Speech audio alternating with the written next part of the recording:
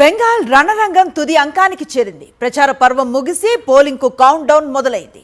రాజధాని కోల్కతా చుట్టుపక్కల ఉన్న 8 జిల్లాల పరిధిలో నియోజకవర్గాల్లో రెండవ దశ ఓటింగ్ కు పటిష్ట ఏర్పాట్లు చేస్తోంది కేంద్ర ఎన్నికల సంఘం.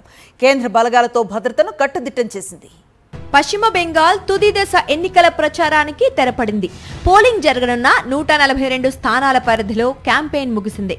చివరి రోజు ప్రధాన రాజకీయ పార్టీలు ప్రచారం హోరెత్తించాయి. ప్రధాని మోదీ, కేంద్ర హోంమంత్రి అమిత్ షా బెంగాల్లోనే ఉన్నారు. బారక్పూర్లో ర్యాలీ, రోడ్ షోలో ప్రధాని మోదీ పాల్గొనగా కేంద్ర హోంమంత్రి అమిత్ షా, యూపీ సీఎం యోగి ఆదిత్యనాథ్ కూడా వరుస రోడ్ షోలతో ప్రజల్లోకి వెళ్లారు. అటు తృణమూల్ అగ్రనేతలు తుది గంట వరకు ప్రచార పర్వం నడిపించారు. జగదల్పూర్లో తృణమూల్ అభ్యర్థుల తరపున పబ్లిక్ మార్చ్ నిర్వహించిన దీదీ సొంత నియోజకవర్గం భవానీపూర్లో ఓటర్లను కలిశారు. బెంగాల్ తుది విడతలో భాగంగా ఈ నెల 29న 142 స్థానాలకు పోలింగ్ జరగనుంది. ఈ నియోజకవర్గాలు 8 జిల్లాల్లో విస్తరించి ఉన్నాయి. ఉత్తర కోల్కతా, దక్షిణ కోల్కతా, హవ్రా, నాదియా, ఉత్తర 24 పరగణాలు, దక్షిణ 24 పరగణాలు, హూగ్లీ, పూర్వ బర్ధమాన్ జిల్లాల్లో ఓటింగ్ జరగనుంది. మమతా బెనర్జీ నేతృత్వంలోని తృణమూల్ కాంగ్రెస్ కు దక్షిణ బెంగాల్, కోల్కతా కంచుకోటలే. 2021లో ఈ ప్రాంతంలోని 123 సీట్లను టీఎంసీ గెలుచుకుంది.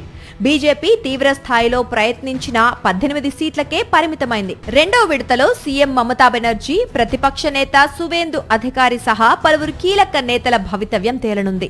భవానీపూర్లో దీదీ, సువేందు ముఖాముఖి తలపనున్నారు.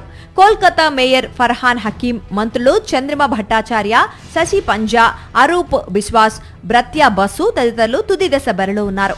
ఇక బీజేపీ తరఫున స్వపన్ దాస్ గుప్తా, నటి రూపా గంగూలీ పోటీ చేస్తున్నారు. ఆర్జీకర్ ఆసుపత్రిలో హత్యాచారానికి గురైన జూనియర్ డాక్టర్ తల్లి కూడా ఈ దశలోనే అదృష్టాన్ని పరీక్షించుకుంటున్నారు. ఈ నెల 23న బెంగాల్లో తొలి దశ పోలింగ్ జరిగింది. 152 స్థానాలకు జరిగిన ఎన్నికల్లో రికార్డు స్థాయిలో 93% ఓటింగ్ నమోదైంది. స్వతంత్ర బెంగాల్ చరిత్రలోనే ఇది అత్యధిక పోలింగ్ శాతమని కేంద్ర ఎన్నికల సంఘం హర్షం వ్యక్తం చేసింది. తుది దశ పోలింగ్ తర్వాత మే 4న బెంగాల్తో పాటు తమిళనాడు, కేరళ, అసోం, పుదుచ్చేరి అసెంబ్లీ ఎన్నికల ఫలితాలు వెల్లడి కానున్నాయి. ఈ నెల 29న వెల్లడవనున్న ఎగ్జిట్ పోల్స్ పై సర్వత్రా ఉత్కంఠ నెలకొంది.